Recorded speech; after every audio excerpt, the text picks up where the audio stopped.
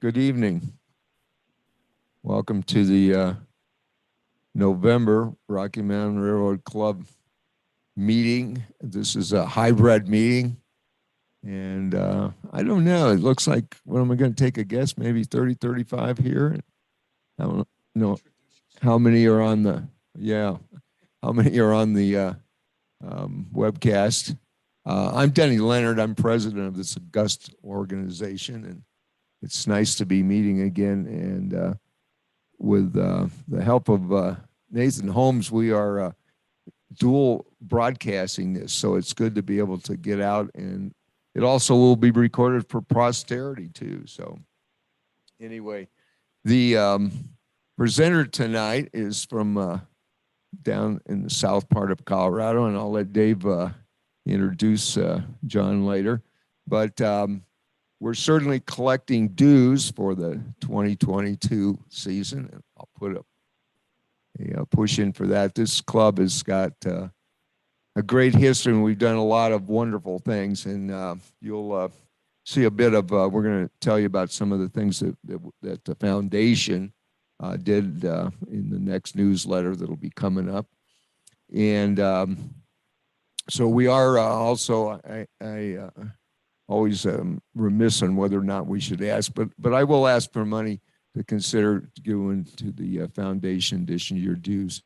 The club does some really neat things, and our sense of history and our tie back to some of the men who have gone before is, I don't know, I find particularly warm and glad to be a part of this.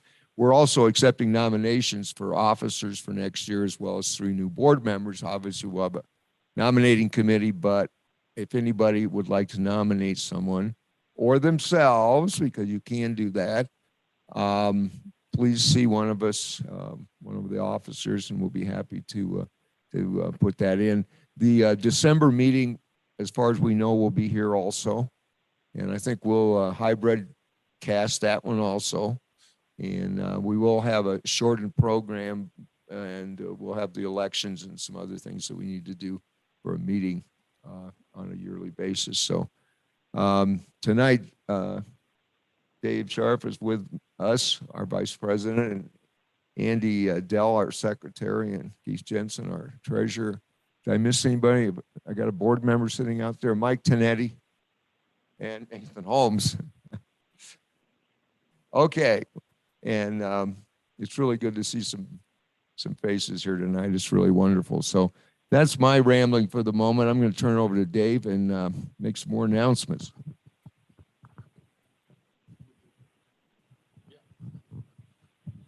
All right.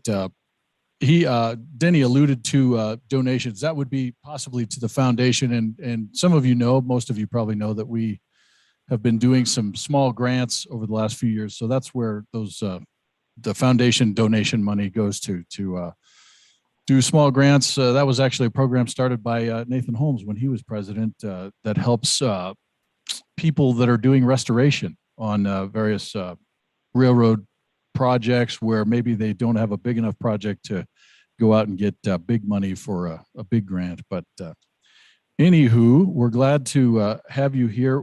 I would like to ask for those that are in the room, if you could silence your phones, then we don't have anybody interrupting John here, you know, especially, yeah, it'd be bad if your phone went off, John, during the program. It's usually me. After a long time of not having any brochures to help advertise us out at the Railroad Museum, we finally got some printed up after many discussions at the board meetings. Also, something I used to mention when we had more people showing up here in the before time, if you come to one of our meetings and you bring a friend and they become a member at our meeting, we will give them a copy of the club's history book. That's only if you join in person, because I think I've said before, we're too cheap to mail them out. So you can join up if you're out there in internet land. You can join up on the internet, but if you can make it to one of our meetings, you can get one of the club books for free. They're not that expensive if you did want to buy one. Right about now is where we usually do some current events or updates or something like that. Brian's in the back of the room, and I think he wants to talk about the models that he brought to show us.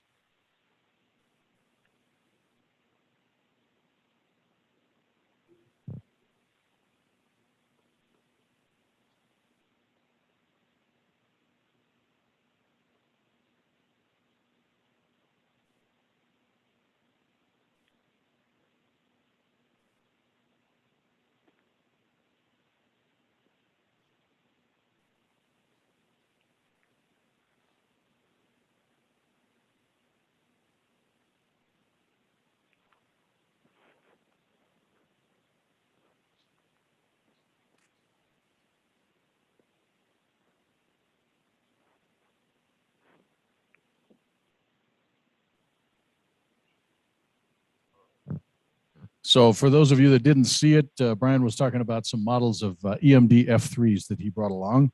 I guess there's a expanded model train shop in Arvada. Joe McMillan, can you tell us a little bit about that? I guess you've been there and seen the place. Well, it's a train shop. It's been there for years under the name of InScale Supply, I believe it is.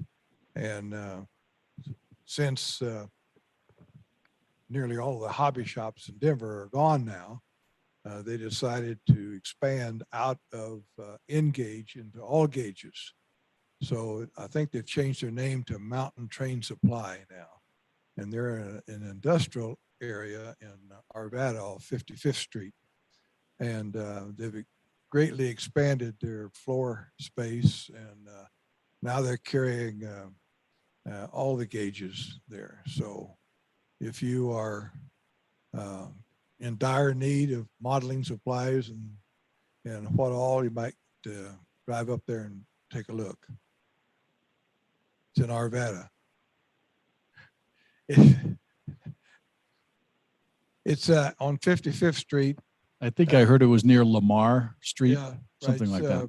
Lamar turns into Marshall. And if you were to go to Marshall at 55th and you go east on 55th, it's like I say, it's an industrial area, but they do have a sign and it's close to 55th. So if you just drive down toward the end of 55th Street, you'll be able to see it on the south side of 55th Street. But they got a lot of stuff now. I mean, they're not a Caboose Hobbies or anything like that, but there's certainly something where you can get some stuff. So I think they're called Mountain Train Supply now. I think that's the name of it. It used to be InScale or InScale Supply or something like that. And they used to specialize just in InScale, but now they're going to all the gauges. Thank you, Joe. For those of you that didn't see him, that was Joe McMillan, one of our resident publishers. And maybe next month we'll get Joe to bring some calendars down here in case people want to buy them for Christmas presents. So, and speaking of books and stuff, Dan Edwards is in the back of the room with a new book, or more than one, right, Dan? That you got. We'll bring you a microphone. You can tell us about it. Or actually, if you want to come up here, then the people that aren't here could see you.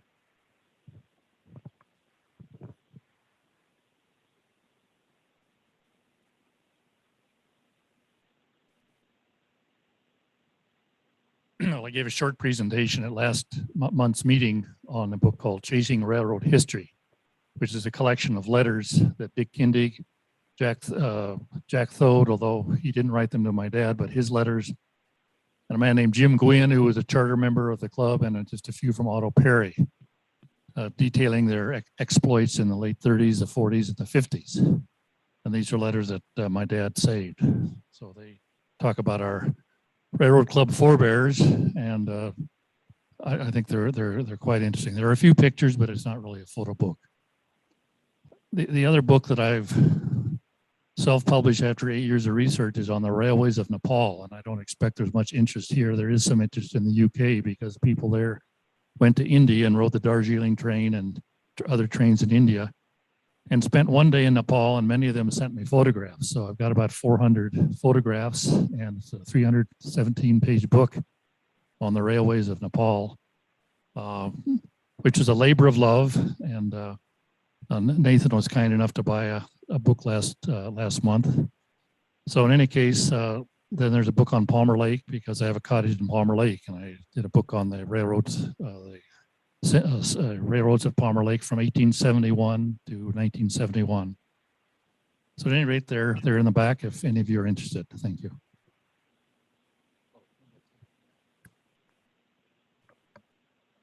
Let's see, a couple other things. I was going to give you a little update on what's coming up.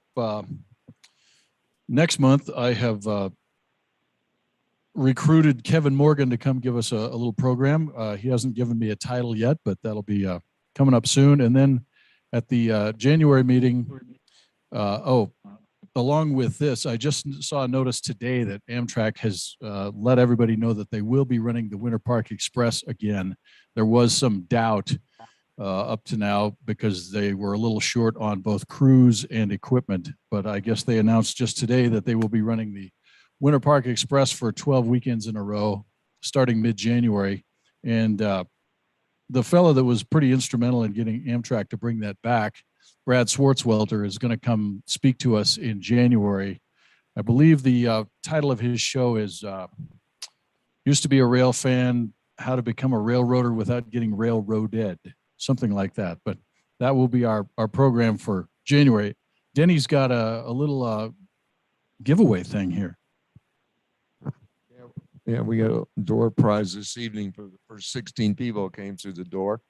And before I do that, is there anybody here like for the first time? We're kind of remiss in asking that, new to the club, want to introduce themselves?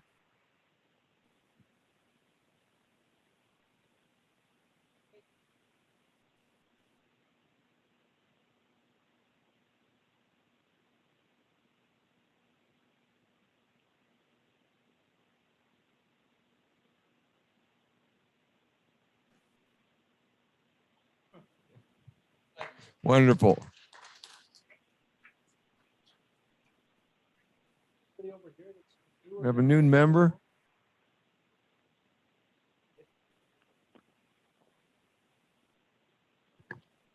I'm Barbara Foos, and this is my husband Larry and our daughter Sherry Rocha. Welcome.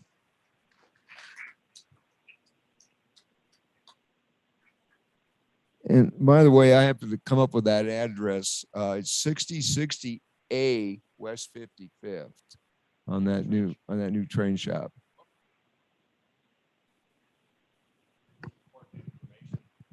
About that shop. Okay. My name is Jim Stone, by the way. Hello, everybody. Denver and Rio Grande Western forever. I'm an HO scale modeler, and I know that there are some people in the room that are as well.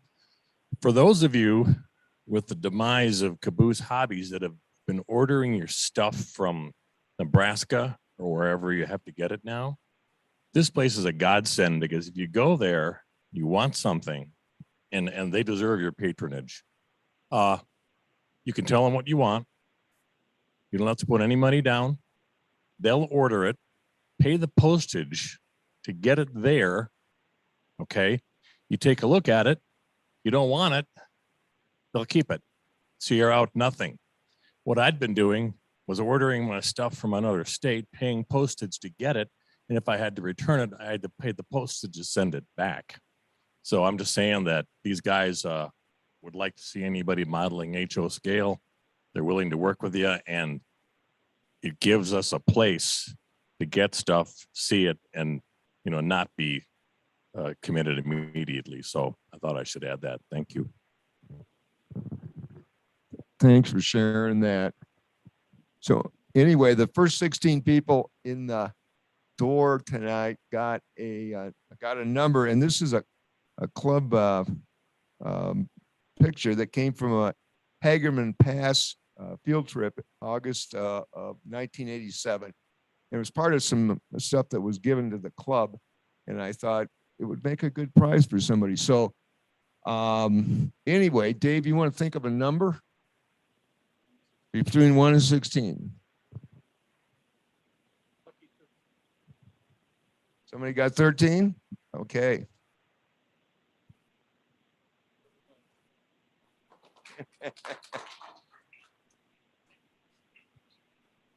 So I guess you want to go on? Sure. Yeah. Okay. We'll get on with the show now. And we don't usually spend that much time on commercial announcements, but it just worked out that way. So our program tonight is from John Bush, who I think he was incorrectly described as being from Southern Colorado. I believe it's Chama, New Mexico, which is how many miles from the border? Almost 9 miles into New Mexico. So come on up, would you, John? And I'll let you tell us about your program here. Thank you. Well, first of all, I'd like to thank you all for inviting me to come and be here. As I got to thinking about it, I have been here before. I was here in the early 1970s, perhaps even 1970, for a program, and I'm trying to remember who the guest of honor, the speaker was. It might have been Dick Kindig. It might have been Jack Thode. I don't remember for sure. I don't think it was Otto Perry, although I had met Otto at Caboose Hobbies when it was still a one storefront building down on beside the Denver Post building. Anyway, so for me, it's kind of a great honor to go from being a tiny little moppet in the back of the room to standing up here. I guess that shows how much you guys have fallen in terms of finding good talent, but nonetheless, I'm honored to be here. So I've put together a little something. It's about 30 minutes of sort of mixed slideshow and video. Some of you may have already seen some of it. It's largely focused on the Cumbres and Toltec Scenic Railroad, where I have recently retired as president. I had did 2 stints there, first as a chief mechanical officer from fall of '89 to spring of '96, and then went up to Alaska to the White Pass and Yukon Railroad, where I was superintendent of operations. And then with a couple of exceptions of going back east, and I discovered that I don't do well if I'm far enough east that I can't see the Rocky Mountains. We moved to California, and I managed 2 railroads there, the Roaring Camp and Big Trees and the Santa Cruz Big Trees and Pacific. And then beginning in January of 2013, returned to Chama to be president of the railroad, and then retired just almost exactly a year ago now from that. I am still involved in some railroading stuff. I am the president of the Tracks Across Borders Byway, which is a scenic and historic byway that exists in Colorado and New Mexico, runs from Chama, New Mexico to Durango, Colorado, and runs through the sovereign Ute Nation, the Southern Ute Nation in southern Colorado, and the Jicarilla Nation in New Mexico. So we've put together a byway there to help explain the history of the area, to honor not only the railroad past, but the past of several different cultures. And of course, that it was a trade route back into prehistory. So it's an exciting thing to go and look at if you get the opportunity. A little bit of personal history. I was born here in Denver at St. Luke's Hospital, and then grew up in Telluride, Colorado, back in the late 40s, early 50s, and then moved to Washington, D.C., which was a whole different story. Anyway, so I've been interested in railroads probably since I was, I don't know, 2. Before that, I didn't much care about them at all. So, 73 years, 72 years, something like that is only as long as I've been interested. Kind of what got me going, and I talk about a little in the first part of the program you'll see, is some early childhood stuff. And I imagine for most of us, there's early childhood stuff that hooked you. In my particular case, there was a couple of episodes in Telluride, one of which you do not talk about in the film, was that we got the opportunity to go ride the Galloping Goose. And that was in the fall, in August of 1951. At that point, my mother was out to here with one of my sisters. And we got down to the depot in Telluride, and the motorman, and I don't know who that was, might have been Jimmy Cooper, took one look at her and said, "Nope, you are not riding." And we didn't, and I was distraught about it, of course, as only a tiny little boy can be. And she said, "Well, it's okay. We'll ride next summer." Well, that was 51. And of course, for the RGS, there was no next summer. So that kind of got the hook. What I'd like to do now is run the first part, at least, of this little video. And in the interest of full disclosure, this video was actually shot by our younger son. and you may have seen it, but we'll go ahead and run it.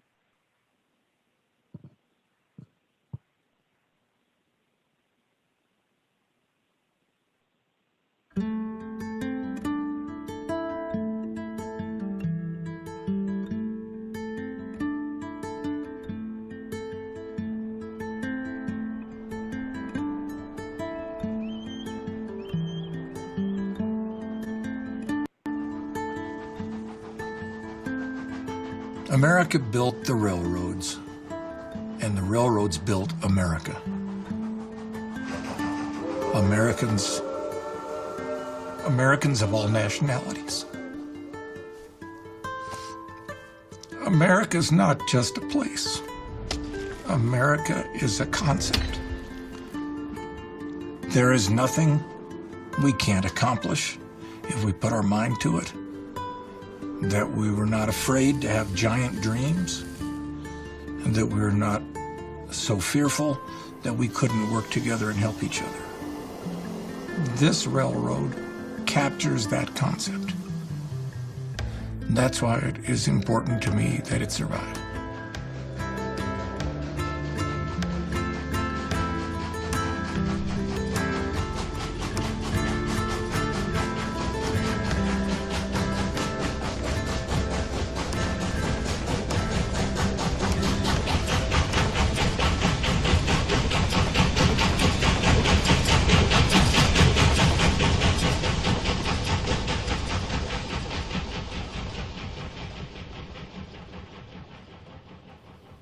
I grew up in Telluride, Colorado.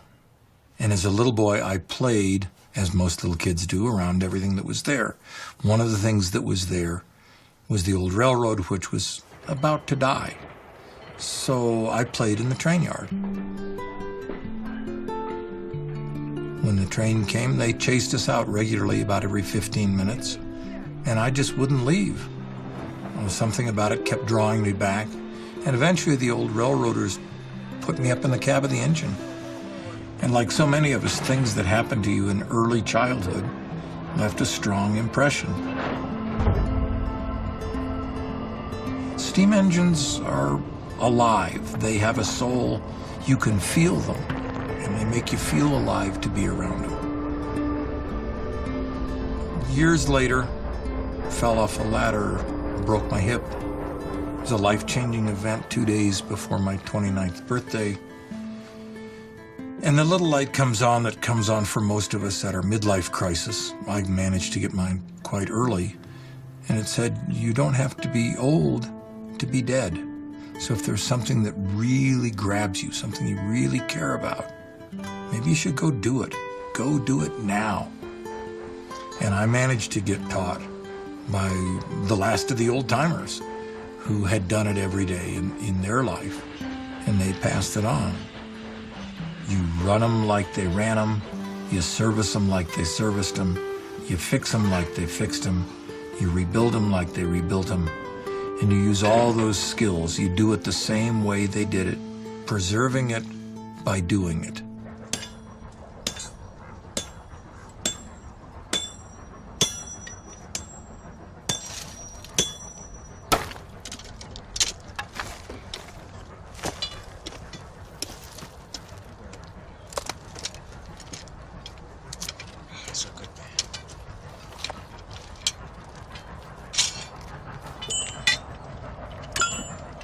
Down.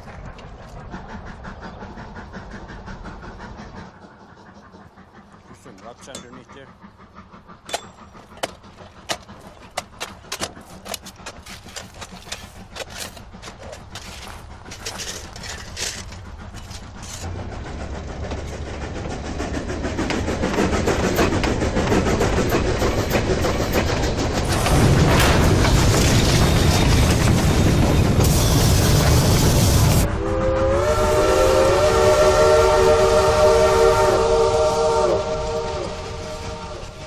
We do not use modern tools to maintain this railroad, and we teach the old ways of doing it so that 50 years from now, people can still do it long after we're gone.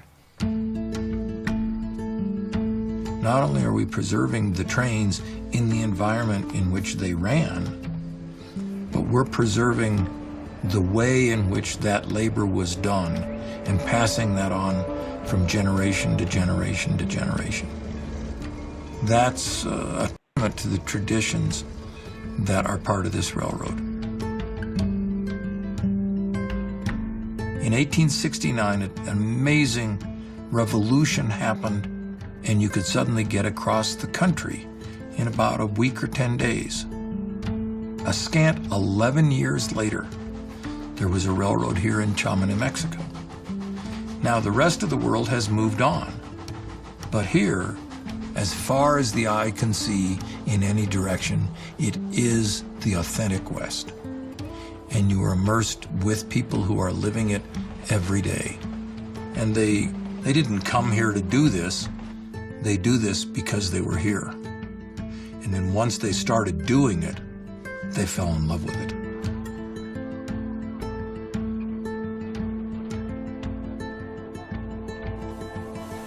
We have people here, a young guy here, who is a fifth generation railroader.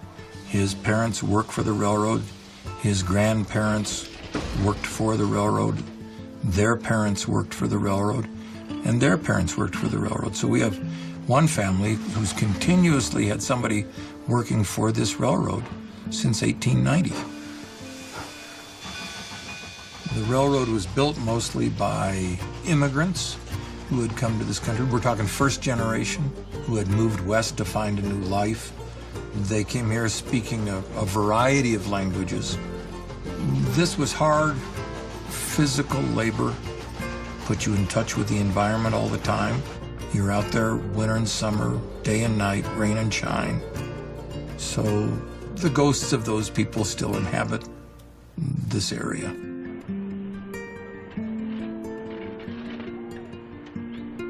I've had some of those experiences 30, 40 years ago when I was younger. Up against a particularly difficult problem, and things went remarkably well, as though somehow you'd gotten a hand from somebody who had done it before. We all spend time wondering about where we'll be when we're not where we are, and not only where we'll be when we retire, but where we'll be for eternity. I would imagine that this is a place that I would like my spirit to be. I sometimes wonder if the reason I am here is because of the old railroaders that I met in Telluride 60 plus years ago, who helped me out and started that passion in me. And now, because those railroads don't exist, they're here, and maybe I'll be here when I'm not here anymore.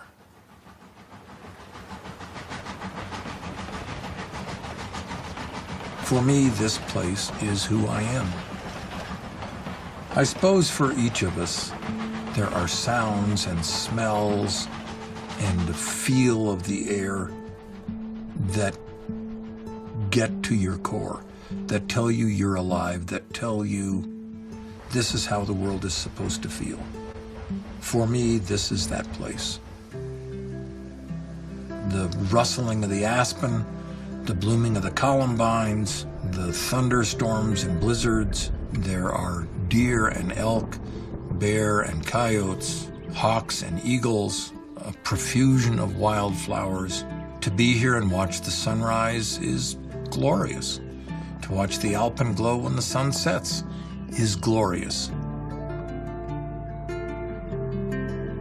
As N. Scott Momaday said, the West must be seen to be believed, but it must be believed to be seen.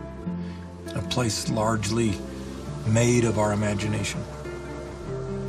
And this is a place where your imagination can run free.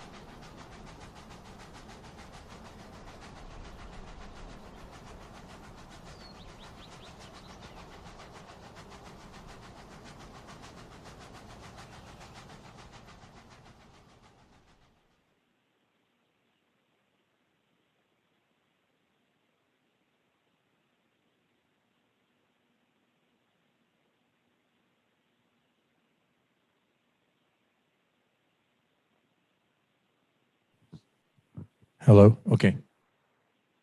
So take a little break here. I don't know if any of you had seen that before. I imagine some of you had.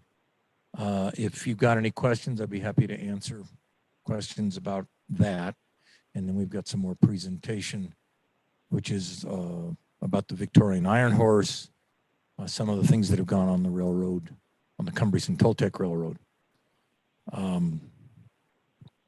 Again, that sort of shows you why I got involved. And obviously, if you were looking for a program here that's got a lot of facts and figures and dollar signs and ridership numbers, I hate to disappoint you, but that's kind of not what I'm doing. I got asked, what are you doing now that you're retired? And I must admit, as my mother once told me after she retired, said, I'm going to have to go back to work so I can get some rest. So my wife, Veronica, and I have opened a bed and breakfast in Chama called the Victorian. And we would love to have you all come down next year or following years and ride the railroad and experience the Victorian. It is a house originally built in 1880. The railroad got to Chama in 1880.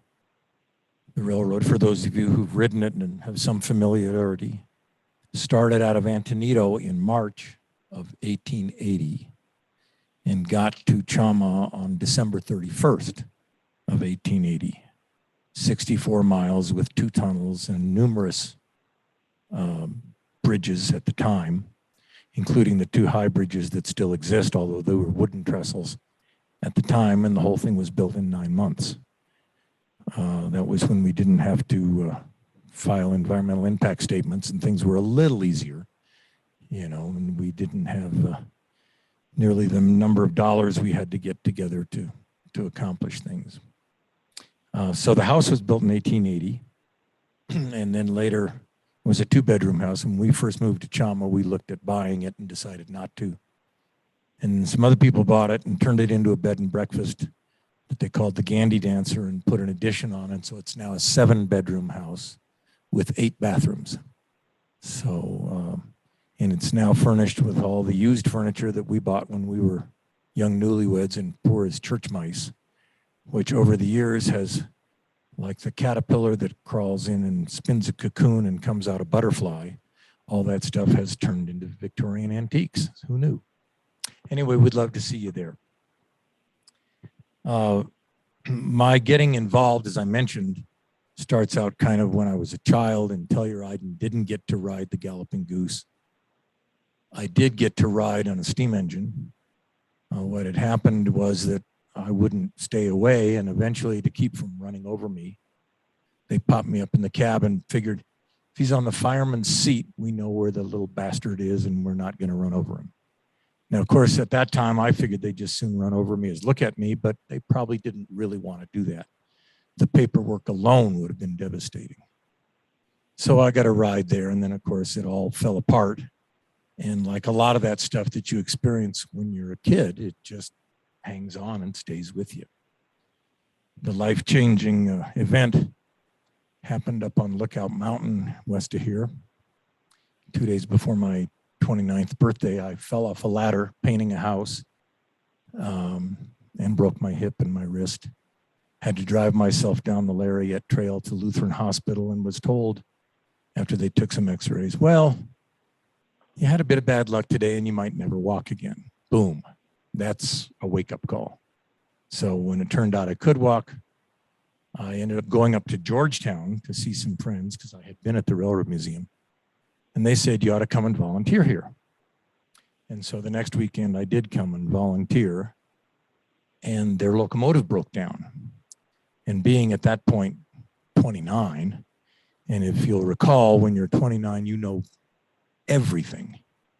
You might even be smarter than you were when you were 18, but you know, you're right at the peak of really knowing everything.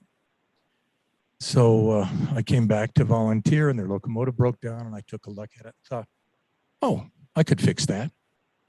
And so long story short, I crawled under the engine and I fixed it. And when I crawled out, I had a job.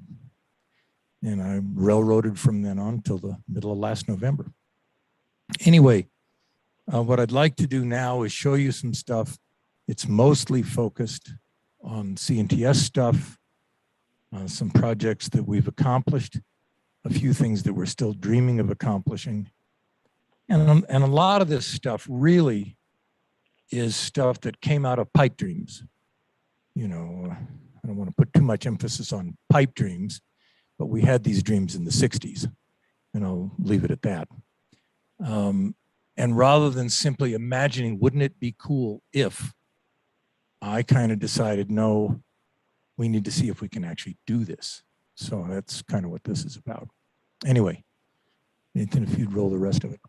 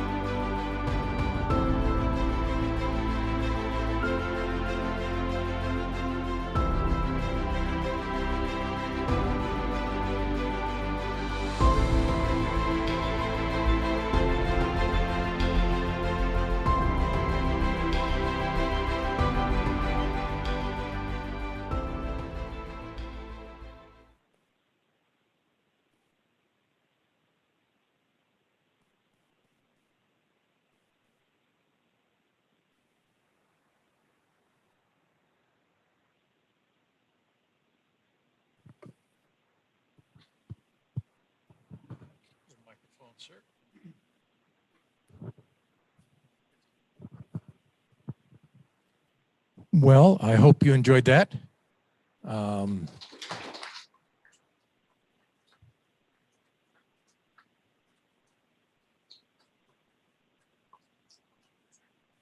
there is a lot more stuff, obviously, but you can't put it all in there. So I recommend for those of you who have not come and seen it, that you come and see it. A couple of observations. The two really pretty engines are from Nevada, the Eureka and the Glenbrook, and they were built in 1875, I believe.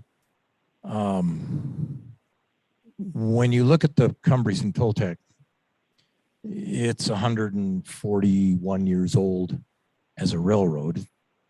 The Rio Grande built it 141 years ago. The C&T, and when the Rio Grande built it, it was built with engines like those two engines. Of course, they were coal burners. They probably weren't painted quite the same, but it wasn't built with this modern power that we think of as being C&TS power, you know, engines built in 1925. It really was out in the wilderness in those days and a long ways from anywhere else. As alluded to, the amazing thing is that it's still there. It's still there.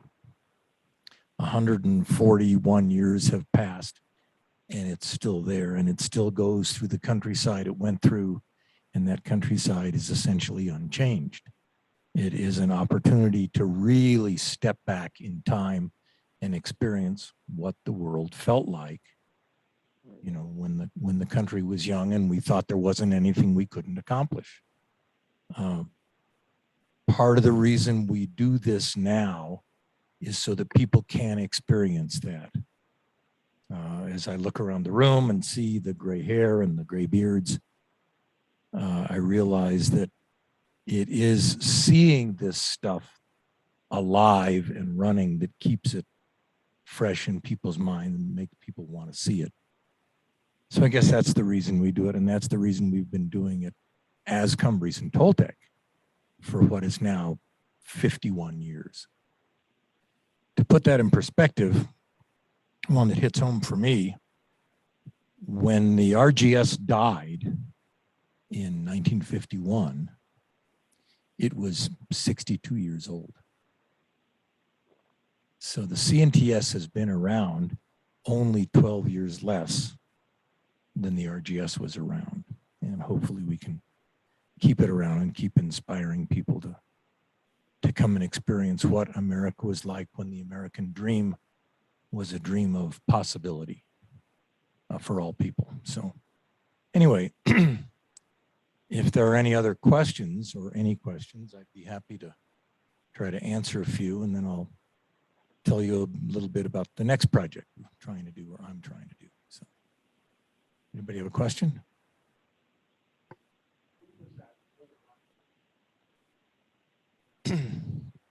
Well, you saw two things there. You saw some footage from when we ran the Rotary Snowplow Passenger Extra, which my wife Veronica organized in 1991, and it made CBS News. The more recent stuff was in the end of February and the 1st of March of 2020, 2 weeks before COVID hit, and the whole world changed. And the reason that we ran the Rotary, when I was chief mechanical officer, we ran it, I think, 4 times in 6 years. That is 4 different occasions in 6 years. And as is alluded to in the film, run them like they ran them, service them like they serviced them, fix them like they fixed them, rebuild them like they rebuilt them. Wash, rinse, repeat, wash, rinse, repeat. Keep it alive by doing it. The machines, you know, given good care, will last forever. And if we are fortunate enough to get DNRG 223 back from Ogden, Utah, and rebuild it, it was built in 1881. So it is now, somebody quick do the math, what's that, 140 years ago It can be rebuilt and made to run. But what is necessary is people that know how to do it and hold those skills. So the CNTS and the other tourist railroads are not just a reservoir of old stuff. They're a reservoir of skills that have since vanished, you know, as we get into CNC machining and 3D printing and everything else. The actual taking chunks of steel and making them into train parts is an art that also has to be preserved. Anyway, so we ran the rotary first under my era in 1991. We ran it 4 times before 1996. And then it ran in 97 once. And then we ran it again in 2020. Well, thank you. Would you say a little bit more about 223? That's a most interesting project. So the 223 is the last surviving narrow gauge Grant locomotive in the world. The Rio Grande bought 28 of them in 1881. The last of them were finished in 1882. And 223 is the sole survivor. It was donated to Salt Lake City in 1941 and went into Liberty Park. And before I actually ever started railroading, I saw it finally behind the Rio Grande station in Salt Lake City. And the rear end sill of the tender was already lying on the ground behind it. And so we thought, gee, it'd be nice if that could be saved. And eventually it got to Ogden, Utah, and a project was started to restore it to operating condition. I wrote a report on it, and that was 20 plus years ago, almost 30 years ago now. That project has stalled. The people who were involved in doing it have aged out. And it suffered from the fact that there was never a place to run it. What we are trying to offer it is a home that it was built to run on, through the scenery it was built to run through, doing the kinds of things that it did when it was first built in the 1880s. There is some interest in that. There's been a long process of trying to sort out who owns it and do they have the right to get it out of the state of Utah at all. And that is not a done deal. We are hopeful that we can make the case that with the 223, like most of this stuff, you know, to see an old picture of it is exciting. And you saw a picture there of it on a snow train at Osier in the Diamond Stack days with the 419 and I think the 281. To see it stuffed and mounted in a park, like you saw the pictures of the 168, is educational and a bit exciting. But to really understand this stuff, you need to see it do what it was intended to do. Old biplanes mean a whole lot more once you see one fly. And square rig clipper ships mean a whole lot more when you see one under sail. And the same is true with this old railroad stuff. CNTS offers a tremendous opportunity to see stuff in the environment for which it was built, doing the things it was built to do 130, 140 years ago. So that's what we're trying to do with 223. Fantastic. Well, we all wish you good luck on that one. Is there anyone else that has a question?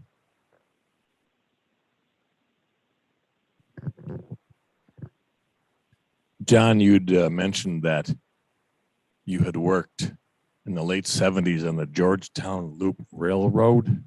That's correct. Did you get to work there as an engineer? And if so, what type of engine were you working on and driving? I worked my way up from crawling under the engine to fix it. The first day I was there, where I got the nickname Porta Pit, because I was the only guy skinny enough to actually crawl under the engine. In those days, we had a shop as big as All Outdoors. In fact, it was All Outdoors.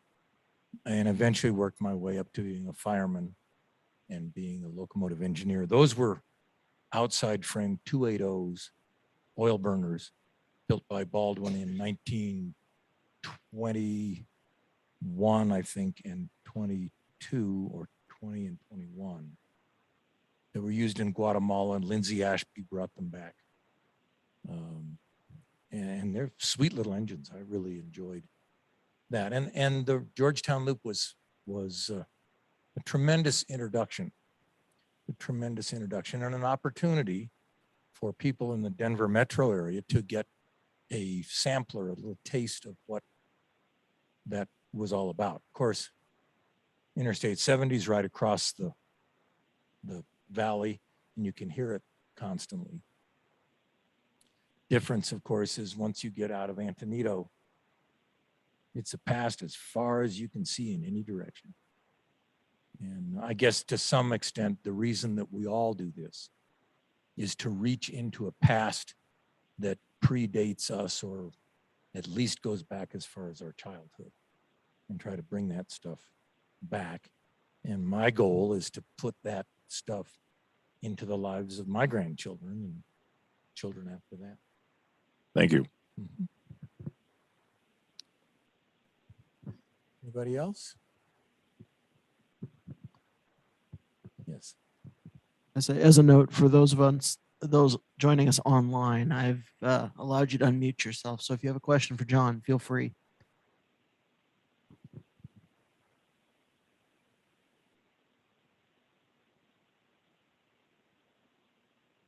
There will be a quiz, of course, now. So I hope you paid attention. So, well. John, I don't know if you can hear me. It's Wally Wirt. We rode earlier this year on the San Juan and Cumbres Express, or New Mexico Express, and you guys really did an outstanding job on that. I ran real trains for a number of years, but that's as best as I've ever been on. Well, Wally, I'm glad you enjoyed it. It's good to see you. I haven't seen you in years. It's been a while. Yeah. You know, It is. It's why we do it. It's why we do it, to keep it in people's minds and in their vision.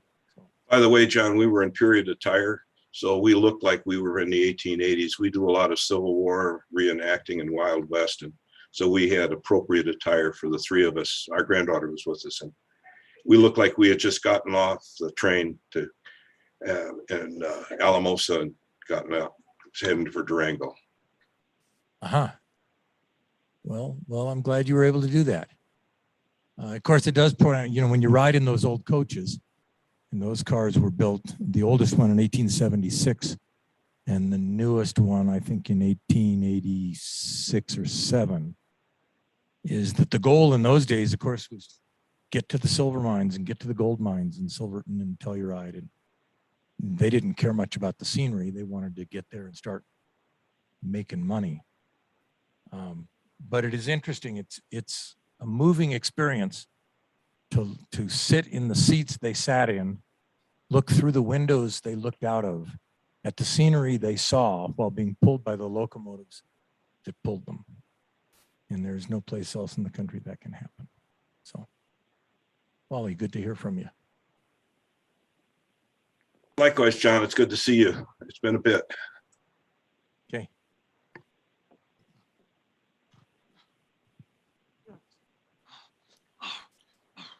John, thank you very much for setting up all the Victorian stuff and the Rotary. Having taken part in all of it, it was a lot of fun, and thank you for what you did. Well, Ron, thank you very much.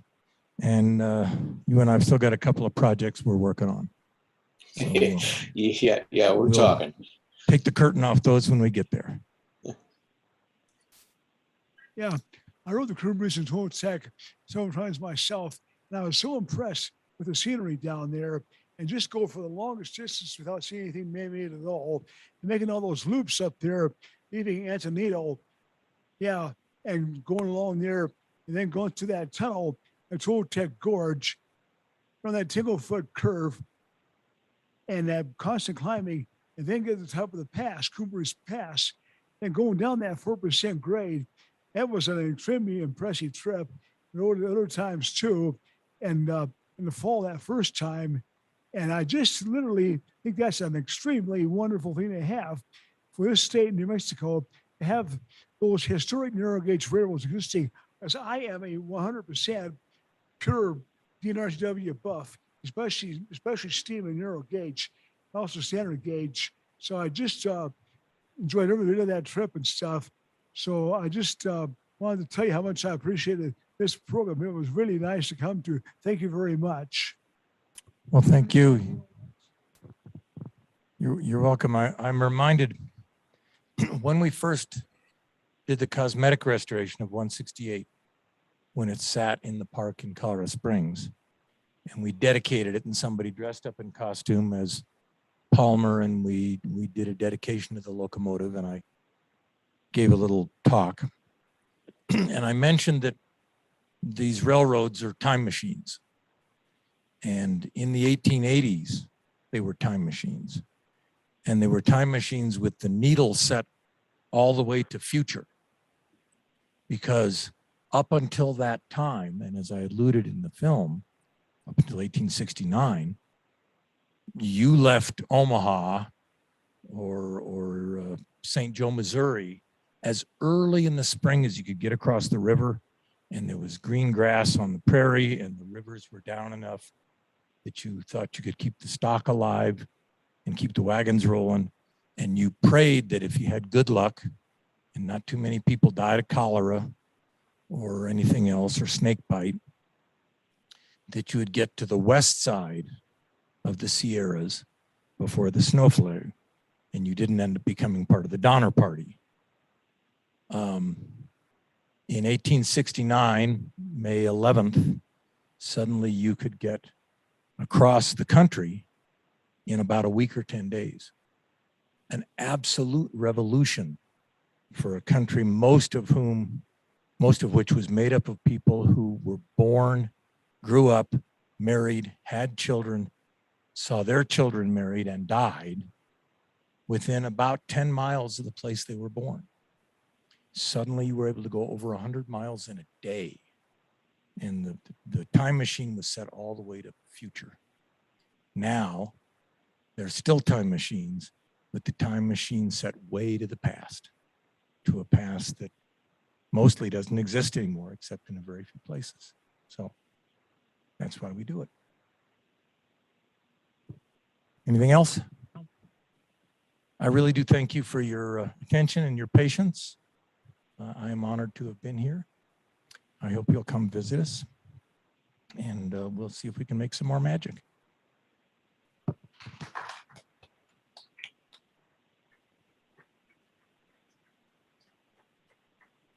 Thank you so much, John. That was awesome. And the touch of the time machine is certainly a valid concept, and that I've never seen either one of those videos, and they're both wonderful to see. So I don't know, Dave, have you got anything else? So I guess we're kind of at the end of the evening. December 14th will be our meeting for December, the election and the presentation. And thank everybody for being here.